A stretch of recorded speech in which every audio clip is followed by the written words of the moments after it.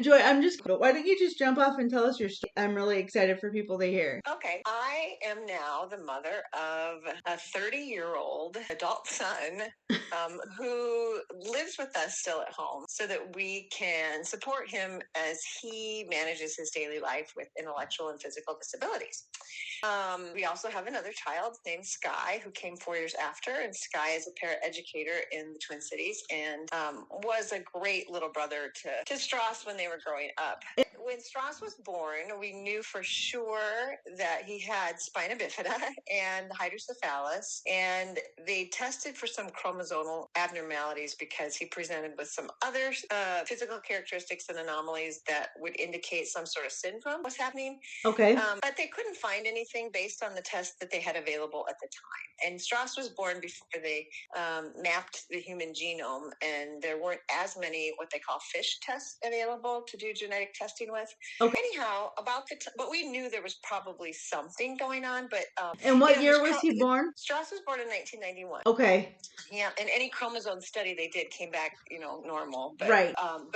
But every doctor we dealt with still continued to suspect something because, again, they have limited testing and how they can examine chromosomes. But by about the time Stross was early middle school, he'd been tracked very well with teachers, and we had done modifications to get Stross through preschool and then elementary school. And as we were approaching that dreaded middle school, we knew that things were going to really start to get starkly different between Stross and his chronological peers. Mayo Clinic, who had been following along with us, offered genetic testing to see if there's something they could maybe find. And it was not at our expense. It was something they purely wanted to do for research. And we were done having children, so it really wasn't even done for us. It was more just, the benefit of science. Right. So they did do some more testing. Still couldn't find anything. They were looking specifically in the 22nd chromosome. But the team of people who were kind of pursuing this up there felt that they saw something, or not that they couldn't see it, but they felt like it just had to be in this area. And they asked if they could do a molecular study. And we agreed. And so it was when they did the molecular study, which is the highest microscope study they do is at 500 times bandwidth, right? 500 times magnification at that time was as high as they could go on microscopes. Okay. This was molecular, and I don't even know how that happened. It's much more detailed. But when they did the molecular study, that's when they discovered an interstitial deletion of the short portion of the long arm of the something quadrant in the 22nd chromosome. Something, there's oh a my long goodness. address. Yeah, there's a long address for what they found. And basically, not that there was anything extra as far as like a chromosome, but there was a space missing, if that makes an interstitial deletion. There was a deletion of a space.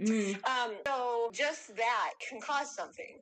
And then when they searched their database, nobody else had that. And then when they put it in their database of like shared things, around the world to look and say, hey, has anybody seen this before?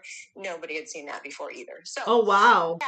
So what we learned then was that Stross was born with spina bifida and hydrocephalus, and those two are companion birth defects. Okay. But he also was born with chromosomal anomaly. And I said, well, then is that part of the syndrome? And they said it's highly unlikely. But they believe that both of these mutations happen concurrently. So really? Yeah. I didn't know that. Yeah. And I'm not sure how they feel so confident in that, but I'll trust them. I trust science. Right. But yeah, so he got a double dose of like two things going wrong at the same time. So what that meant for us, that we continued to be the best experts on what it meant to support Stross. He wasn't going to fit neatly into like some group that already had us available and already had things that they tried, and we could lean on that. It was more like, just keep your eyes and ears open to what other people are doing in general with children as they go through school and what works for ours. So, so I, early on, I thought of it just as Stross syndrome. And that really then shaped our philosophy for what we were going to do for Stross. I have to say, Mark and Joy and Stross and their family were big influences on me. They were professors where I went to college, and it was so nice to have you guys there and advocates. And I just so enjoyed being around you guys. And I know, because Stross was, I think, either in middle school or going into middle school when I was in college there. Probably going through all of that. Yes. And I know anybody who's been through middle school is terrible.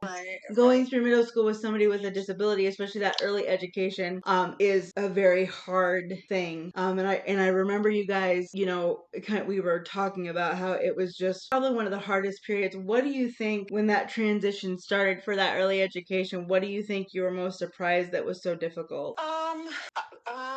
Well, I had things that I was afraid of, right? Right. I had fears about peer support dropping off because in elementary school, everybody plays together. Everybody still jokes together. Everybody, for the most part, I mean, you'll have some children without disabilities who shy away and don't want to play with the kids with disabilities, but you will still find a large pocket of them that do and naturally just gravitate toward that.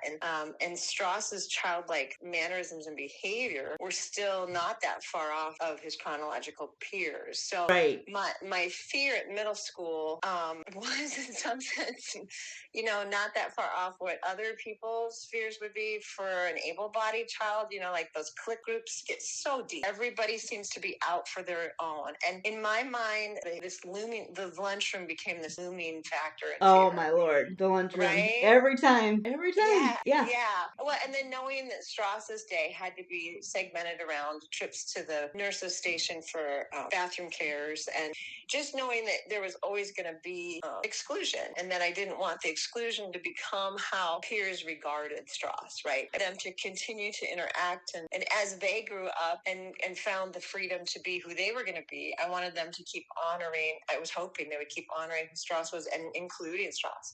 Because in elementary school, we had birthday parties where Stross invited everybody in second grade, just his class, not the entire grade, to a party, and then we invited everybody in grade to the party. Now, but Stross he'd get a few invitations to parties, but there's the physical barrier of getting in somebody's home. Right, they always have to come to you. It's never the other way around. Yeah, and you just always lived for and wanted there to be somebody who understood what it meant to change their life enough to make an accommodation for somebody else. And that's hard to expect of people who don't have it come to them naturally or don't think like that. Right. It really does have to be something that they witness close up front with somebody they really deeply care about. And so those were my fears. Just knowing that we couldn't keep trying to forge those relationships by ourselves. You can't force it alone. Yeah. It's almost that waiting for Superman thing where you're like looking for somebody who's going to come and say something and do something and be your advocate for you, but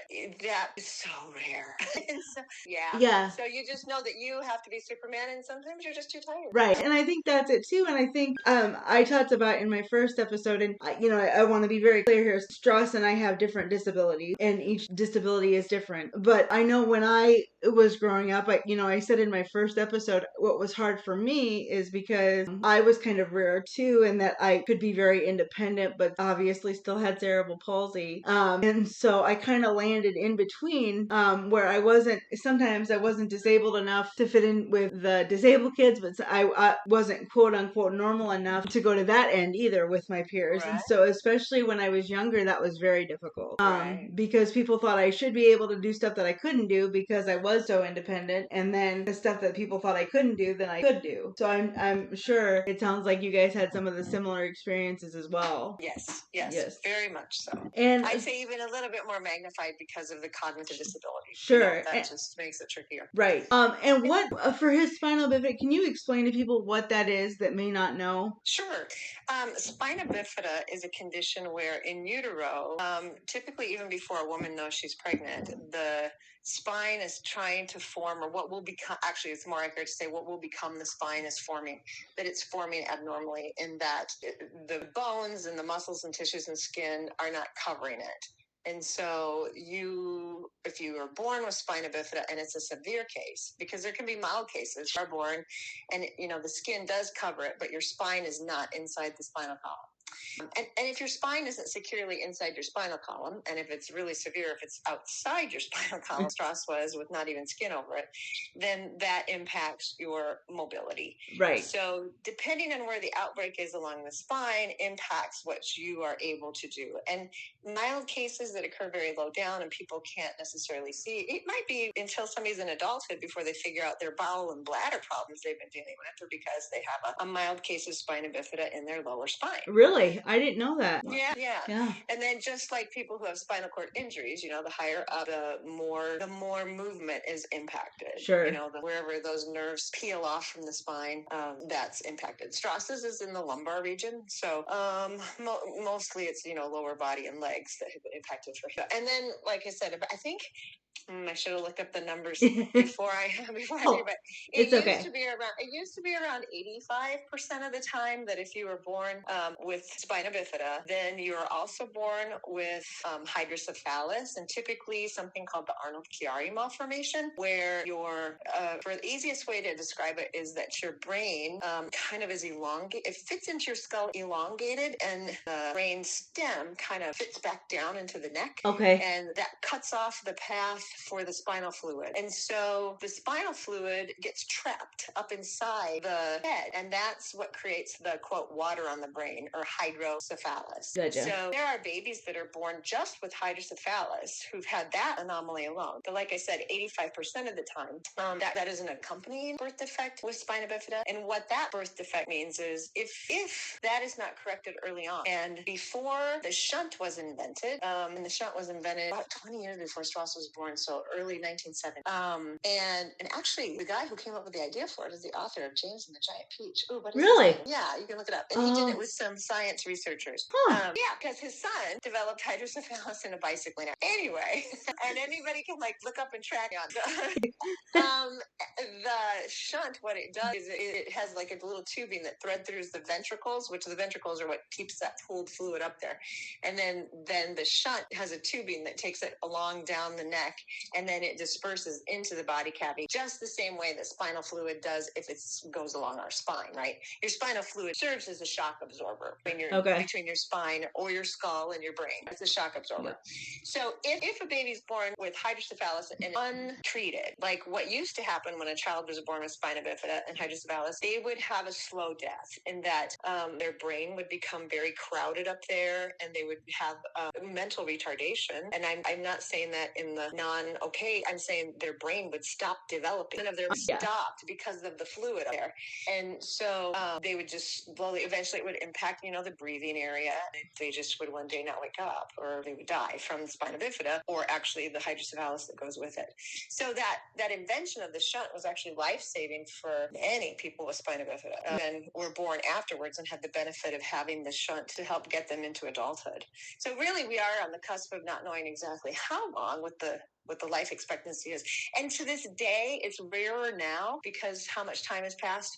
But when we first moved to our little town, it would not be uncommon for me occasionally to have somebody come up and say, my little sister had spina bifida. And I would typically say, oh, well, how long did she live? And they would tell me 3 or 2 or 4. That's one thing that I was going to ask you, because I was doing a little bit of research prior to research for it. And I was surprised to learn the life expectancy was not long at all in previous years. But, I would imagine Stross making it to 30 is just pretty incredible with all the advances that they've made. Right. Yeah. Well, right. And especially he has other anomalies that are not akin to having spina bifida. So he had a bladder that was too small, and we had to have one created for him at Mayo Clinic, and a whole urological system was designed to fit his body, and used his intestines to create that. There are just some other things that also come with their own unique. We got surprised a little bit ago that about 4 years ago that he had a problem develop with that urological system, and they said, oh wow, you made it 19 years. Well, that's typically when they wear out. We're like, what? We didn't know at the time. Nobody told us that. We didn't know there was an expiration date. We wouldn't have made a different decision, but it's like, it'd be nice to know. Yeah, it's like, okay, we're here. And now, with what we're doing now, it's like, they're not telling us they don't give you an expiration date on anything. Just keep doing a good job. You're doing a good job. And then, you just live with that uncertainty of what the future might be. Yeah. One of the things that I did want to ask you is, so I think when I talked in my episode about my experience, and I thought about you and Mark a lot when I was doing it, I think I said there weren't any tests or anything for cerebral palsy or anything like that. So my parents really didn't have a diagnosis on me until I was almost 9 months. What was the initial I would imagine those first couple of years with Stross trying to figure out everything that was going on and what you guys would need, and still continues to be, but especially those first couple of years, what was that like in terms of trying to get him diagnoses and figuring out what you guys were going to do? Because that can be very jarring when you're trying to figure that out. Yeah, and we were very well supported. I mean, there were obvious ones, right, like the spina bifida and the hydrocephalus, right? And Strauss was also born with no anal opening. Okay. So which is called an imperforate anus. Which there are babies that are born with only that happening, where there's just the last part of the digestive tract didn't form, and what they get is a colostomy that gets reversed when they're ready to be potty trained. Well, with Strauss, he got a colostomy, but we have not done the reversal because there's no innervation down there. So it's more easy for us to manage toileting by having Strauss continue to have the colostomy. So, it's just kind of looking at all these systems and what else is new and what are we discovering is wrong. I remember there were just a lot in that first year of finding and fixing things, and some revisions. Some, like the ostomy itself, had to be revised after 1 month, and now it's never been revised since. So and the shunt, Strauss was injured in the home of a child care provider, and his shunt needed to be fixed at 11 months. And, oh man! And then you grow out of that. Years down the road, he needed a longer tubing, so that needed to be revised. Just in the back of your mind, you're like, okay, got to keep track of that. But if you back to your question about early on, how do you find and get everything? It's more like some days you feel like a general contractor, and you see something that's happening, and you need to get it fixed, right? So you're right. like, who do we bring this up to? Who do we talk to? And I remember very distinctly looking at Strauss and thinking his eyes were crossed, and I was confident of it. I would tell people his eyes, he has crossed eyes, and they're like, yeah. It's like, oh, I don't think so. And Mark wasn't sure, maybe, okay, sometime. Other people were like, oh, and I remember a doctor saying, oh, Mom, I think now you're just looking for things. And I got nervous because there's a syndrome called Munchausen by proxy, and I didn't want people to think that I was trying to things wrong for my son, keep him in the hospital. So that was in the first year of his life, so I ignored it. Right. But when Strauss was 3, and we did have his eyes checked, right? But we had his eyes checked for vision. They didn't, and in a newborn, you're not checking necessarily tracking eyes yet. But when Strauss was 3, guess what? We discovered Strauss had strabismus. Strauss's eyes indeed were crossed, and by then it was too late to correct them in order for him to have binocular vision. Oh, that's so frustrating. Yeah. So that, has it hampered his life? Well, no. I mean, his depth perception isn't what other people's would be. And he did maintain the ability, sometimes one person's eye kind of shuts off because your brain won't allow you to see double vision. It'll kind of try and correct it by shutting an eye off. But his eyes, amazingly, you can watch them. They turn on and off whenever he needs them. Like if he turns his head, his brain has developed. Yeah. So his body kind of took care of that and fixed that. But and then they did correct it. So cosmetically, they don't look like they're crossed. But he had, at the age they did the cosmetic fix, they had lost the ability to correct them, to gain binocular vision for them to be functional. So that one kind of always, I was like, hey, I knew that. Right. And I backed off because you were telling me I was looking for things because there was so much in that first year. Right. And now it makes sense why there was so much in the first year. There was nobody else like this person who had been born dealing with all these things. And so they didn't know that maybe that was part of whatever this was. So I don't know if that answered your question. It did. And I think the reason that I wanted to ask is because my mom, who I did an episode with, and I really, you and my mom have a lot of, I mean, obviously our situations were different, but I remember, I do. Yes, I do. And Strauss has a great one too, let me tell you. Well, it's kind of. But I know my mom, there were a couple instances I remember, especially when you said you wanted to focus on special education and early education. The reason why my mom came to mind is because I remember Mom talking about when I was in 3rd grade and we were going through the same thing, trying to figure out, where do I fit in and how do we keep her up with her peers, those kinds of things. And it was not a good situation at all. I was the only disabled kid in the entire school. I was the first one that they had ever had. They didn't have any special ed, nothing like that. And if they did, it came into the classroom and it was a whole thing. And when my mom that's back when mainstreaming was the we were and my mom went for a meeting and was thinking she could actually just talk to people and talk to these educators, and basically was left with this kind of impression that she was this angry mother who had not accepted her child's disability.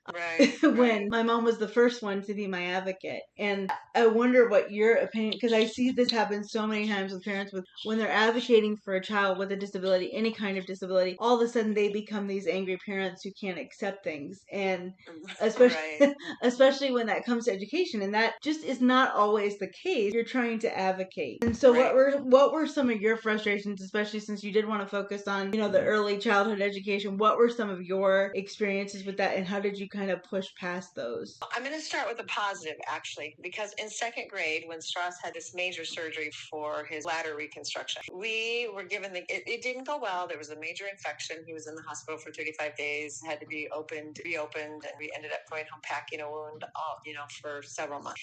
But that meant he didn't get started in second grade right away. But his second grade teacher was literally a gift from heaven.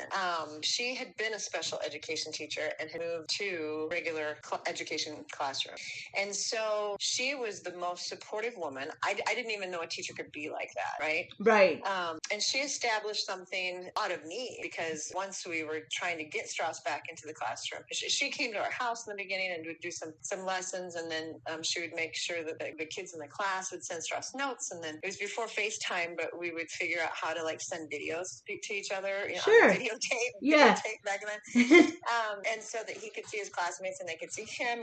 And she really worked to make Stross feel included even before he got there. And then once he was there, she set up this notebook that we just did it every year after that. There was this notebook that I began to call these notebooks the Stross Chronicles, where it would go from the teacher writing down what had happened during the day, and if there was something, a way they learned or what they'd studied that would be helpful for us to duplicate at home, then I would have the notes there. And the school nurse then knew that there was this notebook, so she could jot something down, even if she needed some supplies, right? What a wonderful thing. It was great. And then when we did homework at home, I would relay how things worked, or maybe if I didn't understand something. And so, they weren't, well, sometimes there'd be full pages. It was usually just like a paragraph or a few sentences that would go back and forth. And sometimes there wasn't anything that day, but I would just date it and let her know that I had looked at the book. And she would do the same. We always knew that we had this communication. So every year we had that. And at the end of second grade, we started something that we maintained. And that was I knew that there would be a hesitancy for regular education teachers about having Stross in their classroom, because there is a stigma sometimes of a lot of times. A special ed student in a regular education classroom pulls everything down. I know that all too well. Away. Right. Yeah. So I wanted to have a meeting at the end of the year where that year, like the second grade teachers could get together and meet the third grade teacher. They'd pick earlier than they would normally, and pick who will be Stross's next teacher and who else will be working with him and what do they need to know to basically pass off the baton. And then so you'd have that year's team of teachers being able to tell the positive things, being able to tell what it was like to have Stross classroom, being able to tell how it was Stross worked well with his peers and what the strengths were. And then we wouldn't hide the things that we needed to support. But we had a team from the previous year kind of reassuring the ones so that over the summer they didn't start to freak out. Then there was always a part two. There would be in the fall, we would usually wait and let them know we were going to have another meeting after about 1 or 2 weeks of Stross actually being in the classroom to get together again and say, how's it been going? Is there any kind of confusion, or is there something we need to attend to? Are we trying to do too much as parents, or how's it going?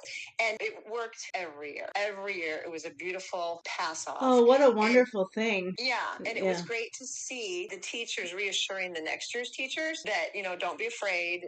They didn't, well, maybe once in a while they use those words. And what happened then too was that you had teachers telling each other to not be afraid of Mark and I as parents. I did appreciate that because, we all come into parenting with our own strengths and whatever. And I am a documenter. I am a communicator. So I volunteered to rewrite some curriculum. It's not because I didn't think a teacher could do it, but I knew they were overworked and I know how Stross thinks.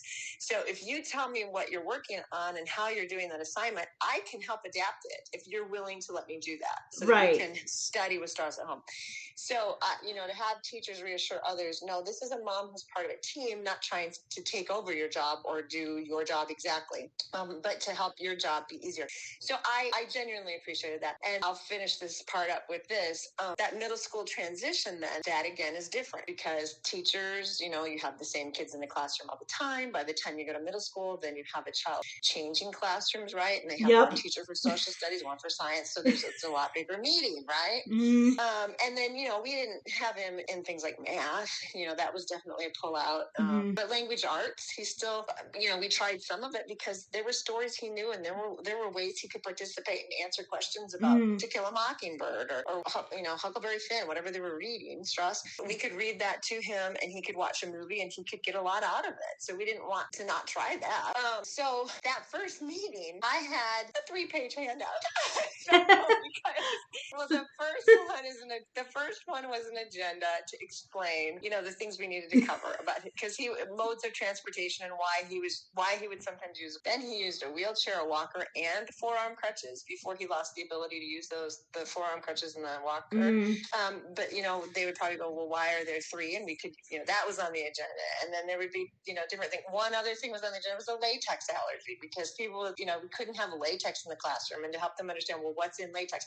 And even after we'd cover stuff like that, I would just have to, when there'd be something sent home with a rubber band around it, like, oh my gosh. One of the attachments would be like, these are things with latex in them. These are foods, and Stross has a lactose intolerance. Here's how we manage that. So there were things there, and then about, like what his diagnosis was and what it meant for him cognitively. Right. So, my handouts were not like, it's not like I was going to grill them later. It was, there's this student coming at you. Here's a little bit if you're curious, you can read. Yeah. And if you and one of them in truth did have, for other information, if you'd like, here, you could go here. Because I wanted us all on the same page where Stross was concerned. And so that meeting happened, it was always in a classroom with the semicircle, and Mark was there, and Stross goes to all the meetings too. So, we took a deep breath and like, okay, here's our first middle school one. How's this one going to go? And afterward, in those meetings, Mark and I always explained that our educational and really life philosophy for Stross as parents was to help Stross become the best Stross he can be. And that's exactly how we word it. And that we knew we needed teachers and everybody to understand and to buy into that, to help Stross become the best Stross that he could be. And that who guides that process is Stross. If Stross is showing us he can do something, we're going to figure out in every way possible how we're going to support it. If he can't do something, then we have to be honest about that and say, well, what is it that's a Stross thing that we need to continue to support and not force onto Stross? Can I just say real quick, Joy? I just got goosebumps because my mom said the exact same thing in her episode that you just did. Yeah, I believe it should be, I don't know, I hate blanket statements, but I believe it's every parent's job. Like even when Syke came along, we needed to help Syke become the best Syke that Syke could be. Exactly. It's not just a disabled thing. Yeah. Right. And I want, people to help me, right? I want Joy to become the best Joy I can. What does that mean? Only I get to decide what that means, but I want people to help in that. I need help in that, right? Right. So once we got educators to understand that was where we were coming from, that helped. But at the end of that meeting, the principal, who was 1 year away from retirement, said, Mark and Joy, do you got a moment? He goes, if you can stay, I'd like you to come to my office. And I was like, oh my gosh, I'm in trouble already. I'm coming to the office. And I was like, sure. And so we found teacher goes, yeah, I'll take Stross on a tour or something. And Stross went somewhere and I'm like, oh no, So Mark and I go into the principal's office and he goes, I just have to tell you that in all my decades of teaching, I just witnessed the best advocating for a child that I have in my years as an educator. Oh, that makes me want to cry. I know. I went from like, okay, that was okay. 3-page handout didn't break it.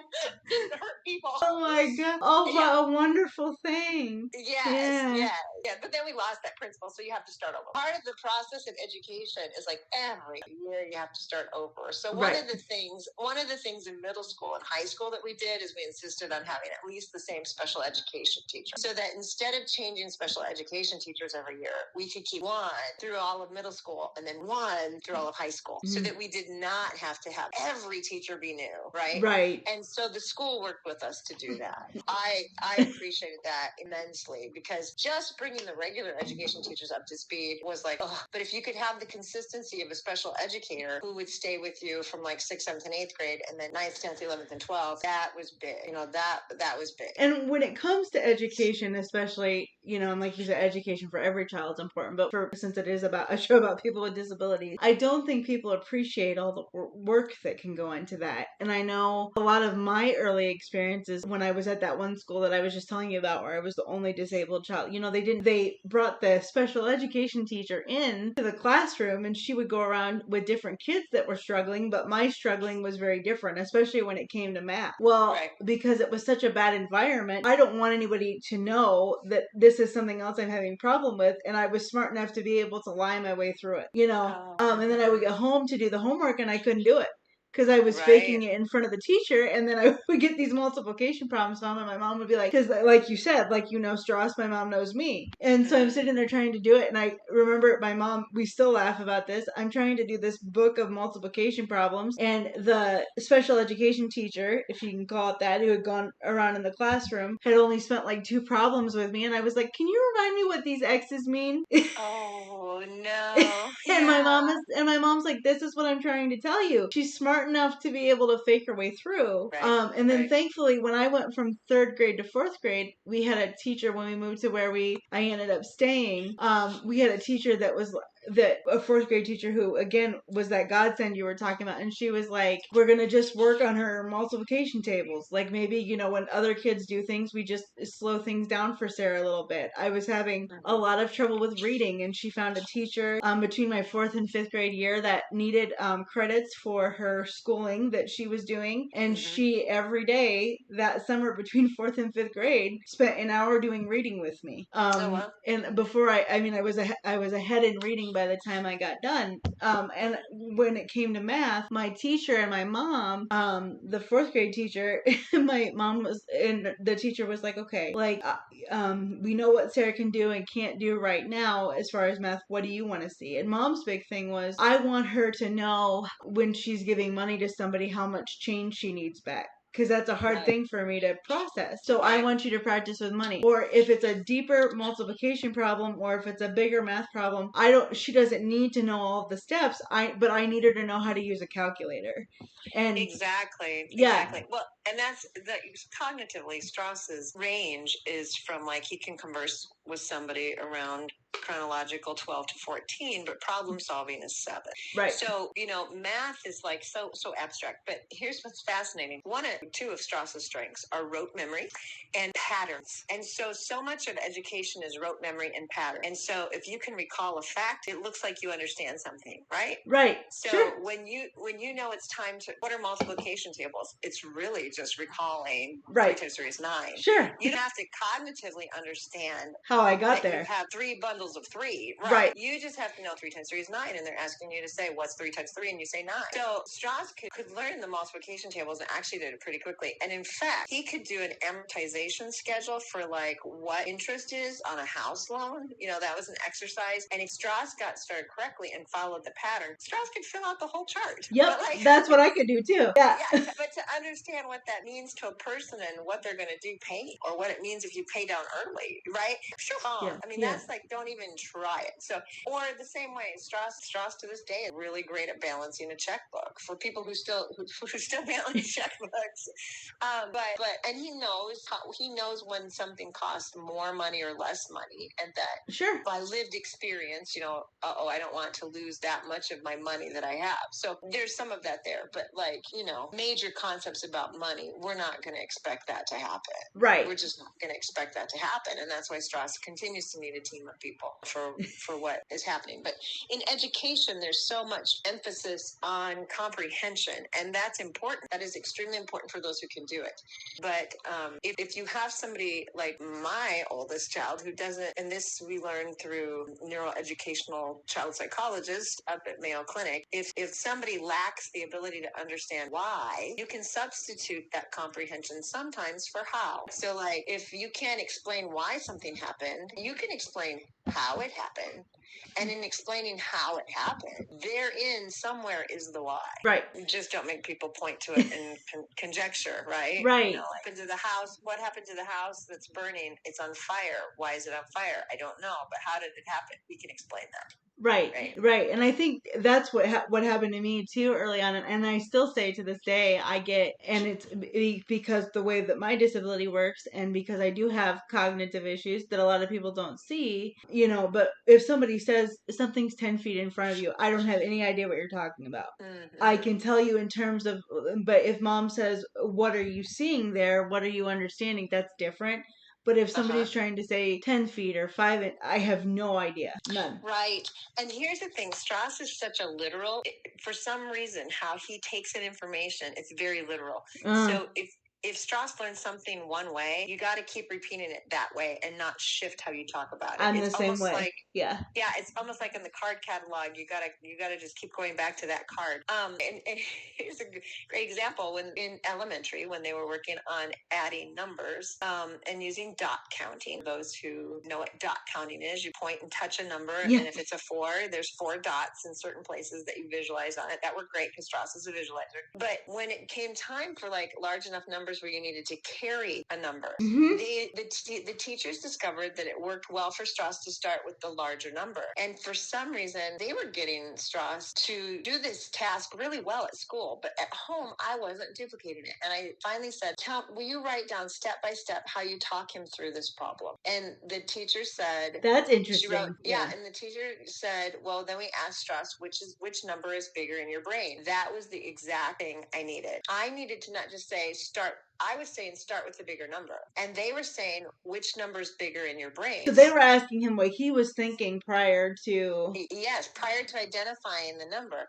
And they were using that language. And so when I switched and I added that step in and said, well, which number is bigger in your brain? And then he'd point to it and say, start there and count on. And that's what the language they would use too. They go start there, count on. And so when I used the exact same language, we got the exact same results at home. So that's why I loved that notebook, that we could communicate back and forth and go, really? You could do this at school? Why isn't it doing it home? Because sometimes too, teachers are like, well, they just don't want to. Oh, he knows how to do it. He's just not willing to show you, or he's being stubborn. And I don't believe in that. Right. Okay, I should say, well, sometimes maybe students are being stubborn about it. But if somebody can accomplish something, they want to show you they can accomplish it, right? And I was the same way. I mean, I definitely have a stubborn streak, which will come as no surprise. But they would say the same thing about my mom, and my mom would be like, "No, this is something different." Right. Yeah, and moms and dads can tell, or guardians, or older siblings, or whoever's helping with homework. You can tell when somebody's being stubborn and when somebody's just at a blank wall. Like when you say something to them and there's not a iota of cognition about what you said, and you're like, "Ooh, how else do I say this? How else do I approach it?" And it's not that they're being stubborn. It's that I'm not communicating clearly. I'm not doing. And I think that is probably the biggest thing at the end of the day. And that's what helped me when I ended up in the classroom. Interesting. This may surprise you. I never regarded myself as an educator. My parents were both educators and taught school forever. Well, that blows my mind, Joy, because I immediately think educator when I think of you. That's kind of you. I loved when I worked full time. I loved my public relations and career, and I loved mentoring people in that role when I worked full time. So for me, when I shifted and I ended up having an opportunity to step in the classroom as an adjunct instructor and teach, I still didn't see myself as an educator, because I guess I had this idea there's some magic thing educators did, and it's that they communicate what they know. But so for me to get there, my bridge to getting regarding myself on any level as an educator was to think of myself as a communicator and a mentor to people. So when I stepped into the classroom, I had objectives that I wanted to help communicate to students. And if they didn't come across, because of Stross, I learned I was the problem, right? It's not, okay, sometimes students were unwilling to learn. Yes, sometimes students showed up to class. They were not putting their best effort forth, but motivation is different than ability to learn. And if I could figure out a person's ability to learn and what motivated them, then I could be a better educator. I could make the topic interesting enough. I could communicate and get it down in morsels that were salient that they could, champ into and eat, and they could take that in and become their knowledge. Yeah. So that's the only way I got through being an educator in the time that I was able to be an educator. So, because I'd been doing it with Stross. But yeah. And I have to say, like, I think, and my college that I went to where you and Mark were professors, I will forever be grateful that God brought that into my life, because that was my place. And I know that I wouldn't be here, but I think for me, and I didn't get a chance to tell you and Mark this enough, I think you guys created such a safe place for me, and to see you with Stross, and to know, because I know there were some tough times when he was in junior high, and being able to be there for you guys when that was happening and hear your experiences, I just felt so safe there. And and you guys always just took such good care of me, and the fact that you always told me that I was really going to blaze trails as far as that school, it really kept me going. So that's very kind of you to say. That's very kind of you to say. You did the work. You absolutely did the work. But I think there is something to be said. You did know how to adapt things. We didn't focus on the things that I couldn't do. We focused on what I could do, and I think that's huge. Right, and sometimes you tried to do things you shouldn't do, like try to get your wheelchair through a snowstorm. Yes, yeah. Glad you called us on that one too. Yeah. I definitely tried some things that I shouldn't. that was for sure. Sarah, nobody wants you out in a snowstorm. No. Everybody's supposed to stay put when it snows like this, Sarah. Yeah.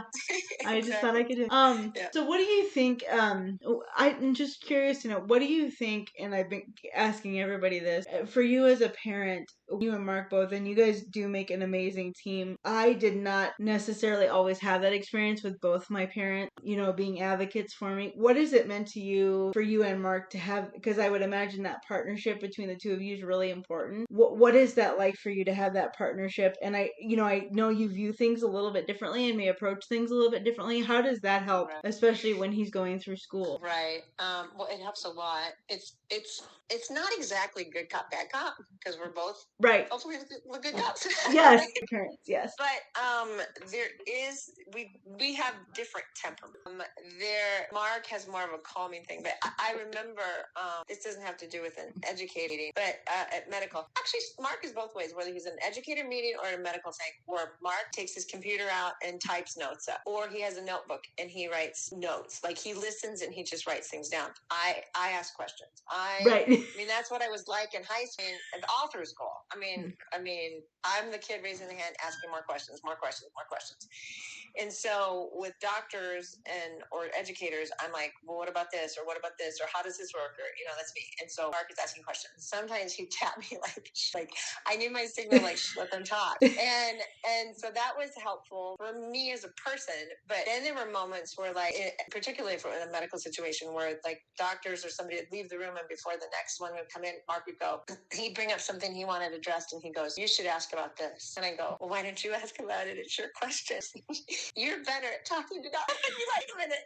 So that little interpersonal dynamic. That's funny. We had to work through in our marriage about that. It's like, hey, am I enabling this, or is it good for our child? Or okay, I don't know.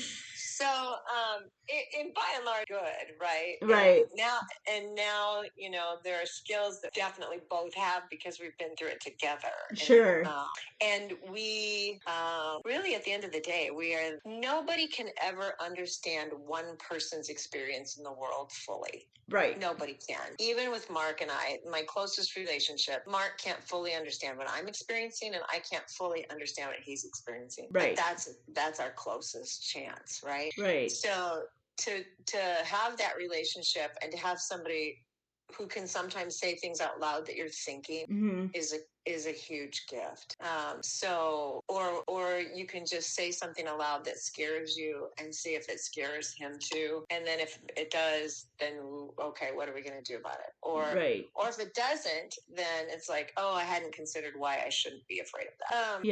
It is a great source of support. It's not impossible to get that somewhere else, but you'd be hard pressed to try and find somebody that can be that close outside of marriage and outside of shared parenthood. Right. For that. Right. So, yeah. And what do you think, again, well, especially, let me add this, especially because in the first few years of Stross's life, Stross was the primary caregiver, or Mark was the primary caregiver of Stross. I worked full time and Mark quit his job to take care of Stross. Oh, I didn't know that. Yes. Wow. So that was back when people called dads like that Mr. Mom. Mark was a Mr. Mom for 2 years. And so I'm not surprised at all knowing him, but I did not know. Yeah. And the change to let Mark get back in the job market was deliberate. And Right. when this opportunity came for Mark to be a professor and to come here, it was like I knew that we needed to do that because in our society, men make more income over the course of their lifetime than women do. Which is a whole other episode. Whole other episode, and it was a hard pill to swallow. But at the age of 29, I knew that I needed to hand the reins of our family income, wage earning over to my 30-year-old husband so that we could try to get as much as possible before we retired, knowing that we were going to be primarily a one-income family. That was a hard pill to swallow. But, having a shared partnership like that allowed it to happen was okay. And Mark said, well, I don't have to do this forever. You can go back to work full-time again, and I'll step back again. And even as he said that, I knew he meant it, and I knew it was very kind. But I also knew the longer a woman is out of the job market, the harder it is for her to get back in. When she does get back in, she's not going to get back in at the same place that she was before. Right. So that was hard. Yeah. That's a small word for what that was too. I'm sure. Yes. Yeah. And I think too, for me, and I hope Mark listens to this too, because I do want him to know, like I said, I didn't have that relationship with my father that Strauss did. And I think, seeing how Mark would really step up and do those things for Strauss, it was so important. And I'm really glad that I got to see that and some of the stuff that he would do. But yeah, and I remember we had conversations about this. I know it was really hard for you, to get back into the workforce. Yeah. Yes, I sometimes wore my anger like a sweater. I know, but no, and that was fun. That was great for me. I was like, finally, somebody, being honest about it. An older woman who admits that this is a problem. Yes, exactly. What do you think? What is one thing that when do you think was the hardest time for you in terms of being parents to Strauss, when you guys really struggled emotionally to figure out what you were going to do next? The hardest time for you guys? We may be facing it. I don't think we're there yet. Right. I think we're facing it ahead. There's this thing that's looming out there that would be transition of care after we can't do it anymore. I, on purpose, became part of an organization that provides guardianship services to individuals with intellectual and physical disabilities. And for 6 years, I was guardian for 6 people who needed somebody other than their family to serve as their guardian. And I wanted to do that so I could see what the landscape was like, when somebody's in their 40s, 50s, 60s, and 70s. And that taught me a lot. It affirmed many things I was afraid of, and taught me some things. Mostly it affirmed all the things I was afraid of. Yeah.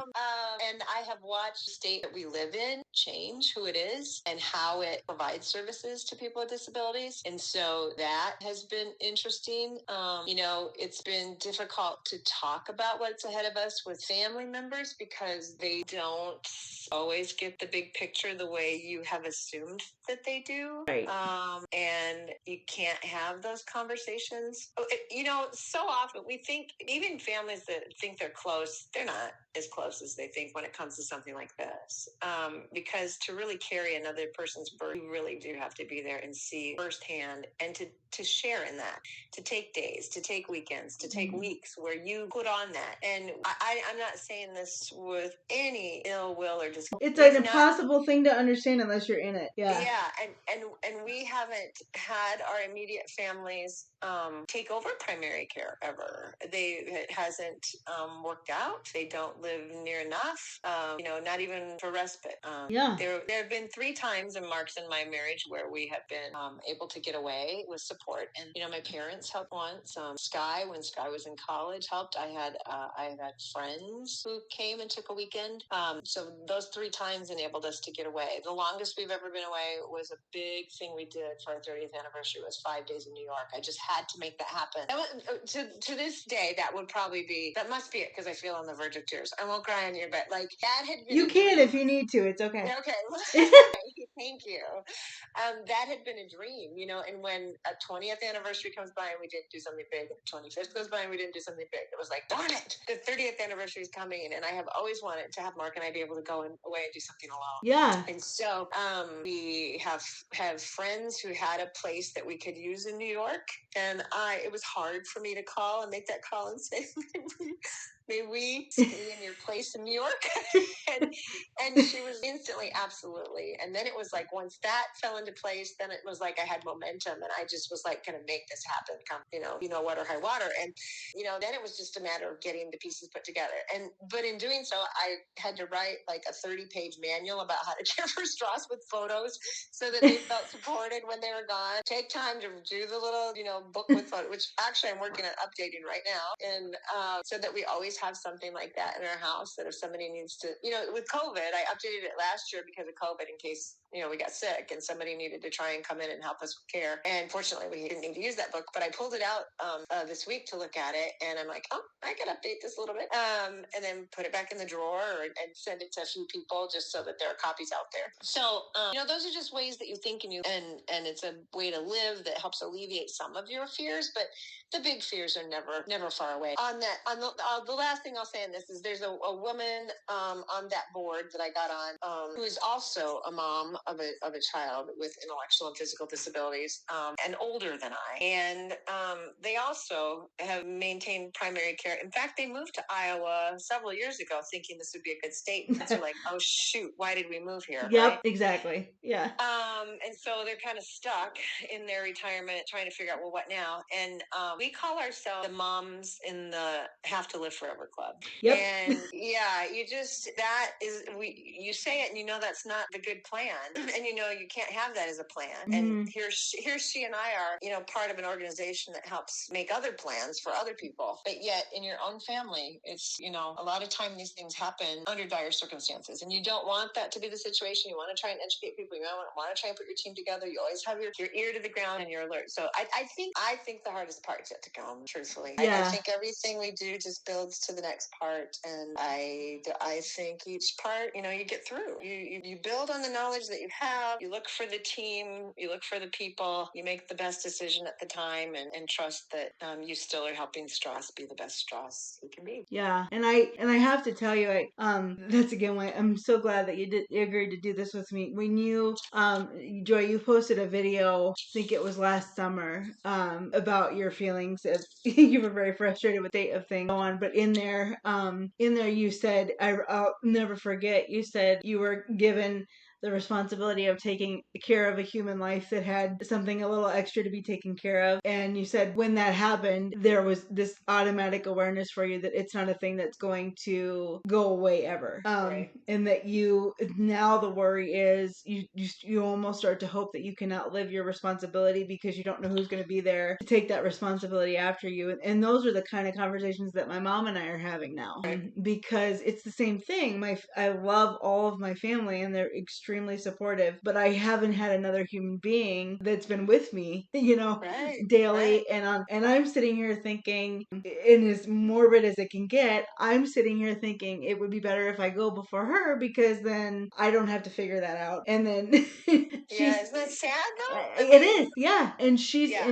thinking the same that you were thinking, Right. like who's Right. gonna do this when I'm gone? And we don't even have all of this extra stuff that you and Mark do, but it is a very real thing, and I think people fail to realize that. Right. And the saddest part of all is that it doesn't have to be that way. Right. That's the saddest Yes. part is it does not have to be that way. We have the ability as a culture to do it differently. And but yeah, here's where we are.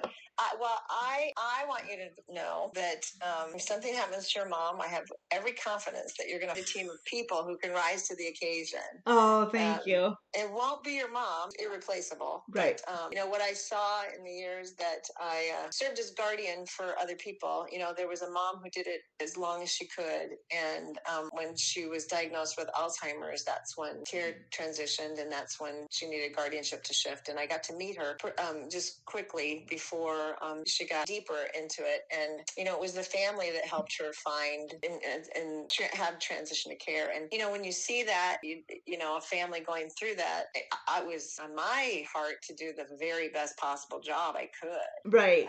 But I know that we don't have enough people, even in the organization that I used to be a part of, to fill out those board positions and step in and do that stuff, because the things that I had to deal with at the time were, when somebody got injured and then the placement went to a nursing home, and I knew nursing home is not where this individual should be long term. We had to figure out how to get her back out as a senior person and into a home with other individuals who needed supported, and that it was possible. I just needed to make that happen. And so, I got her out of the nursing home. But on the other hand, I had somebody else who I was supporting who had Down syndrome, and Down syndrome is a high incidence of Alzheimer's itself. When that individual ended up showing signs of Alzheimer's, I ended up having to help find care for that person and wanting to do it early enough so that when he got into a place, that they still got to enjoy who he was as a person and his personality before that personality fully disappeared. So, those were tough decisions, and there was no family left to make those decisions. But,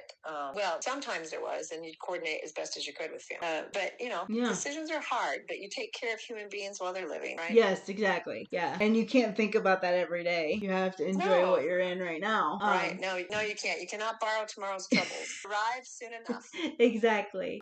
One of the things that I did want to kind of cover as we come to that, what is one thing, and I really want to make sure that I'm asking everybody this that comes on. I said, when I started the podcast, it was due to the fact that, there was a lot happening in our state with regards to services or lack of services for people with disabilities. And it was during the last presidential election, and I noticed, nobody was really even mentioning people with disabilities too much. And so my thought was I really wanted to create a platform where people could come on and tell their stories and tell what it's like for people that are outside of the community for people with disabilities and look at those viewpoints. What's a thing that you really want people to know, whether it's your experiences with Stross or just your experience in general? What's one thing from this podcast that you would really like people to take away about being a parent with a person with a disability or in that community that you don't think people realize? We need advocates who are not part of our community. I mean, when you think about social movements through the ages, right? And helping people get rights. Advocates, we need able-bodied people stepping forward and saying, hey, something's not right with when we do this for people with disabilities. So we need people, because if you're in this world, you get tired. Absolutely. You don't want to do it anymore. You're tired of being the person to always speak up. I get tired of going to town halls with my Congress people. I get tired of going to places with my representatives. I get tired of the responses that I get, that I have to try and soak up and bite off, because they say stuff to me that's paternalistic or minimizes the real issue that I brought, right? Or just gives no response at all. Right. I remember one time, and I'm going to truly avoid using names here, but I remember one time a governor telling me when we were going through the privatization time, and there were a bunch of advocates in there, and they were introducing how this was going to be a wonderful thing. And the example used by that governor was that having this sort of management and oversight would be great, because that's what helped with his diabetes. A bunch of us looked at one another and literally looked at one another like, is he using diabetes as an example for what happens in this world? In this world where... He said that in response to your question? I was talking about people falling between, and about how having case management because case management in the state of Iowa right now happens it's provided by the private insurers. So right. If you are part of a managed care organization, your case manager's paycheck comes from the people who are paying that person's paycheck. Right. And so I was trying to say, how is that helpful with independent, management? And the example given was with diabetes, they do health clinics and stuff, and you can see, and they give you tips and stuff, and it's helped a lot. Oh my gosh, Joy. His diet. And it was a bunch of us looked at it and we're like, we're talking about, feeding tubes and, not in our case, but other people who were there, feeding tubes and ostomies and catheterizations and, unique things that happen with, it's not like diabetes where there's it's just different. And then you just get tired. You get tired of people not understanding, and the people in power are the ones making the decision. Like, well, this is great. It's like, no, it's not great, and you're not listening to us tell you why not. And at that same time, I went to another town hall where I asked about people falling between the cracks, and the person sent there by the governor to run the town hall and to handle the questions that it was listening posts. They were doing listening posts.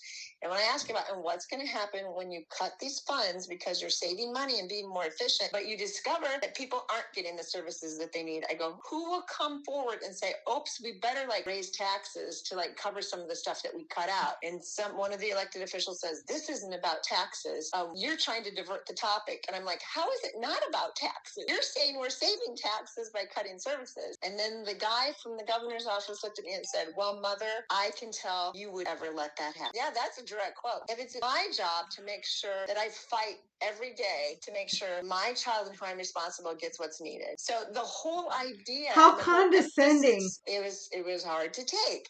And of course I sit there and go, no, I won't. I mean, would you respond, right? So, but the whole idea that it's a system set up where you have to fight to make sure you don't fall between the cracks, that's the expectation. Right. That's the expectation. And once again, it gets turned around on you. Yes. So back to your question. What people need to know is we need advocates. We need people willing to look outside of themselves and outside of their world to try and empathize and imagine what would it be like if that were me? And how do I want my tax dollars spent? Is it okay for me to have some of my money spent to help take care of other people who couldn't do it themselves? Right. Is that okay? Am I okay with that because that's the society that I want? And we're not talking about spending, getting people rich here. Right. We're talking about people being able to get eyeglasses and get the ostomy supplies they need more than a couple pouches a month and, that kind of a stuff.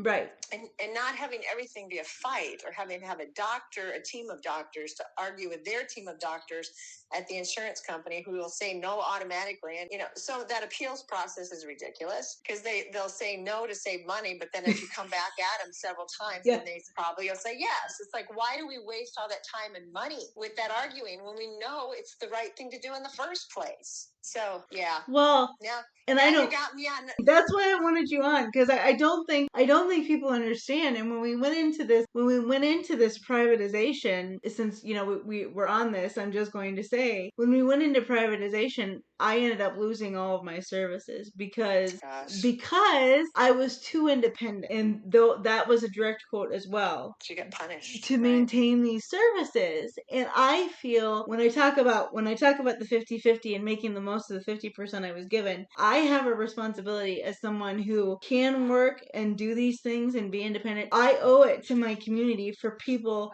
like Stross or my other friends that want to do these things but are not able to. I owe it to them to do as much as I can, to live the best life that I can, to be good representation for them. And it was suggested to me when I lost all my services that if I quit my job, then I could get all my services back. Yeah, right. And I was just like, you've got to be kidding. And those are the same people that will turn around and complain because then I'm living off the government. Right. And see, the problem is you're not able to quantify in ways that reflect inside their system they created how your quality of life is depleted. Right. So they're like, well, see, you're doing great. And you're like, but I'm not. I'm barely getting by and you're calling it great. Right. Well, and I think too, one of the suggestions at the time, this not necessarily wouldn't be the case now, but one of the suggestions at the time, well, we can give you all, and one of the big things that I lost when I lost all my services was I lost all of my transportation. So the only transportation that I could ever get is to go to medical appointments. So you're supposed to sit in your apartment all day. Right, exactly. So then that puts pressure on my mom or other family members. My mom, who is still a full-time working nurse, to try to get me. Remember what the governor's representative said to me almost, how many years ago now? Well, Mom, you're not going to let that happen. Right, and they know that. Mm-hmm. And Yep. then the other thing that was suggested to me, was if you quit your job, if you let us take your services, and if you quit your job, then we can get you Social Security for $600 a month. Right. And I'm That's sitting right, and I'm sitting here thinking, I went to college, I have student loans that I pay every month, I contribute to my household that I live in with my mother. That's not going to work for me. And I was just flabbergasted that that would be the recommendation. Just quit Right. everything. And all you need is a way to get to work. Right. Oh, see, that's the short-sightedness of it all. Right. That's just the thing that's so frustrating. And then the trick is you can't let that eat yourself up inside, or you shorten your life. Right. And I need to live forever. So, right. Right. And mom could, it's a conundrum. And that's what mom was saying too. She was saying the same thing that you are.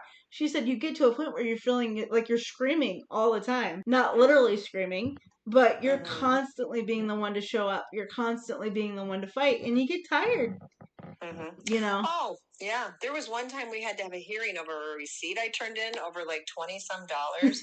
Or 17, it was less than $20, like $17, because the date on it had gotten wiped off, or like the date couldn't be read. And you know how, you're turning in receipts out of like some cash register somewhere, right? And so I had to sit through and go through an entire hearing where I felt like my integrity was questioned, that I was trying to bilk the state out of $17.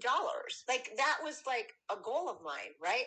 And there was a judge, and there was the state of Iowa, this phone call, and I was just upset. And they said, well, maybe you put Scotch tape on it, and Scotch tape causes the ink to dissolve. And it's like, okay, causes the ink to dissolve immediately? How long did it sit down there? What is the shelf life of Scotch tape on top of ink out of a cash register? If you'd have processed it sooner, maybe you could have read it. That's my problem, right? So we did end up winning, but it's like bawling my eyes out. All over $17. Now think of what the hourly wages on the workers that handle all of that thing, and the hourly wage on the guy who is on the phone representing the state of, and what we're paying the judge for the state of, to handle a case that's dealing with a 17-something dollar receipt.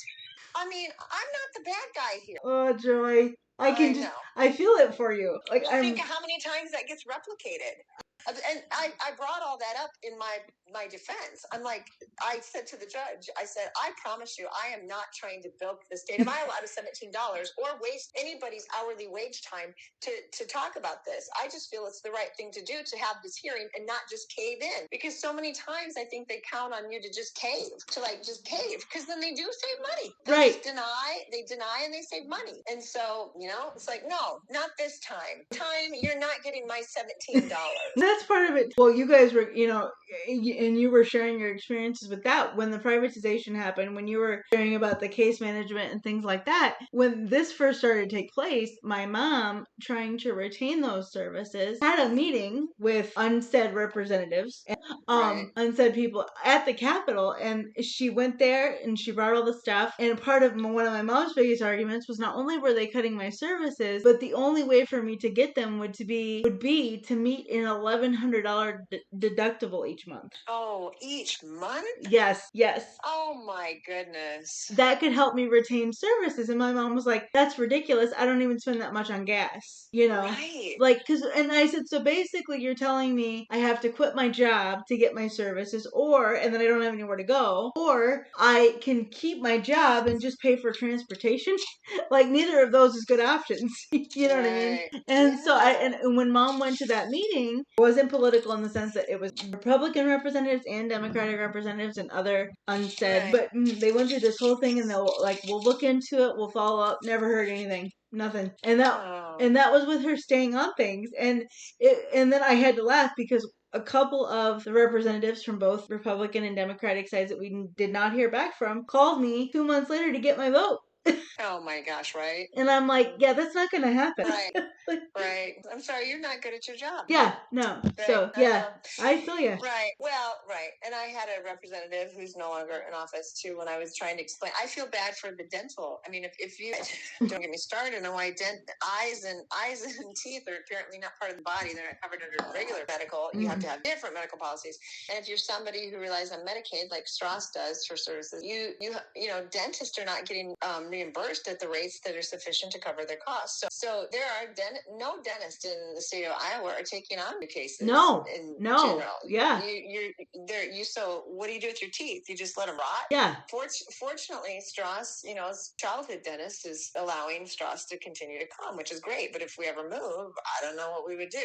So I brought that up as an example, like, why can't we at least don't hurt the medical providers, let them get reimbursed for what they're actually providing. And I said how I felt bad, that, that's how it went, but I was grateful that, Stross, for our child was able to get it. And the response from my representative was basically a speech about how many children he and his wife had raised and how he had was proud to have paid for all of their dental needs that they needed as they were growing up. Right? I mean, we did too. But now we have an adult living with us who still needs dental services. Right. And apparently we're supposed to keep doing that until the grave. Right. Right? That's the expectation. Again, back to the expectation. So I got another patronizing speech about how, we all chip in here and do these things together and, keep going there. Right? Good job. Yeah.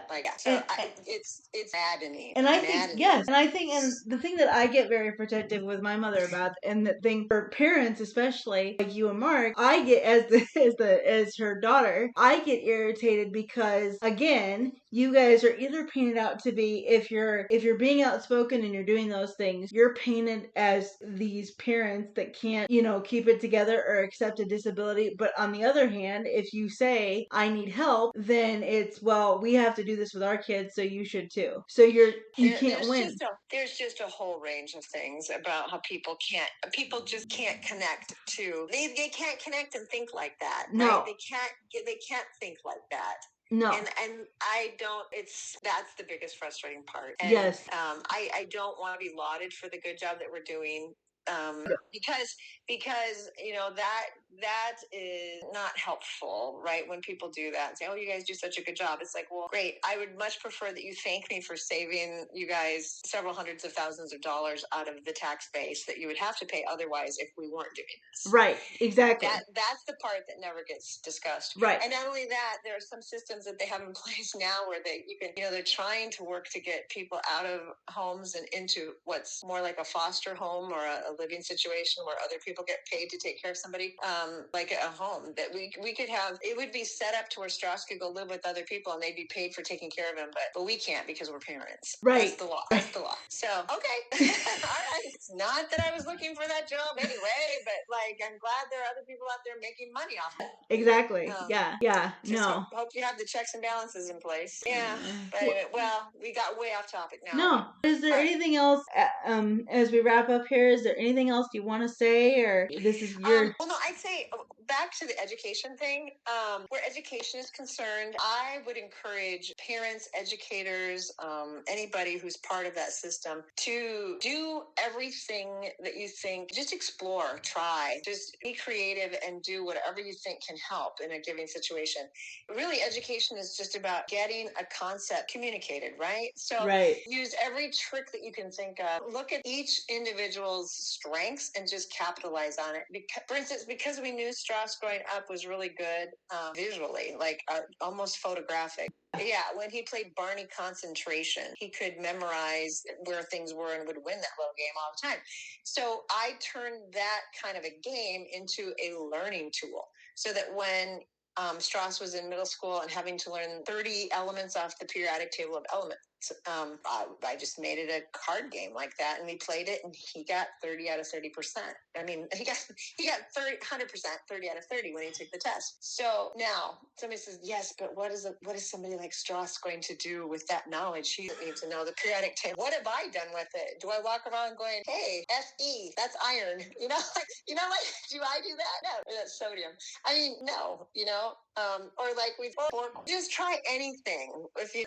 He's an experiential learner. If he can experience something, he'll remember it. So we take little vacations nearby if it was on a certain topic so that he could click that way, or watch a video about it so he clicked that way. Or when you're getting a child through school, it's just one trick after the other. And Right. some of it turns into true learning. Really, Right. some of it turns into true learning because all of us went through and we tricked people. We all did that, no matter how smart we were.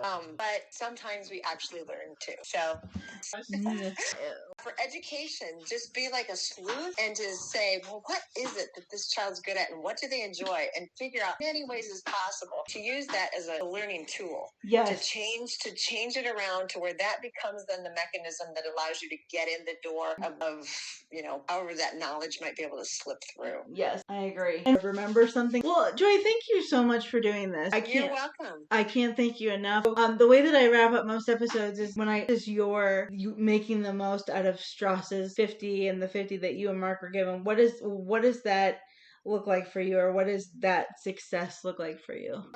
I think for me, it's just being included and being part of life. That if we can continue to be out there and be included and be a part of life, and have people see someone with a disability navigating the world, that gives them an opportunity to maybe try and step into shoes for a little bit and wonder what it's like and have it not be such an uncommon thing. I really remember the stairs when Stross was, as in like stairs looking. I also remember stairs that are too hard to climb. Right. But when you'd be out in the mall and they would look at a child using a walker or a young kid using a wheelchair that's just happily wheeling along, and particularly other young children point hands and fingers and say, what happened there? What's wrong with him? Right. And then parents have a difficult time responding. They don't know how to answer their child about that. I would like able-bodiedism to kind of quiet enough to have disabilities become part of a comfortable thing of being able to talk about. I would much prefer somebody to ask a question rather than to assume something. So for me, that 50-50 concept involves us just continuing to do life and to get out there as much as we can and to keep things going. Because of Stross, I've done things I normally wouldn't ever do. Mm-hmm. For instance, like I think it was my 42nd birthday, I went to a KISS concert. all because that's what he thought I should do for my birthday. And they were at the Minnesota State Fair, and I thought, why not? So I went and I had a really, really good time. Good for you. Nothing I would have done in high school because, I thought they were evil. I was told they were evil. And then here I am, at a KISS concert, and I'm watching some woman in the disabled section signing all their songs to people who are hearing impaired. Yeah, when they came to the song God Made Rock and Roll for Everybody, and she's down there signing it, I'm like, God really did make rock and roll for everybody. I love that, Joy. That's great. And I would never have had that moment if I didn't have somebody that said, hey, how about we do life the way I want to do it for a little bit? There's a trade-off there. I don't get to do life the way I thought I was going to do life. Right. And I can't always do life the way he wants to do life. But there are moments when we do life his way with pretty darn golden. Yes, I would agree. That's an awesome story. I love it. Well, thank you so much. I so appreciate you taking the time to do this. And sure, you bet. Thank you.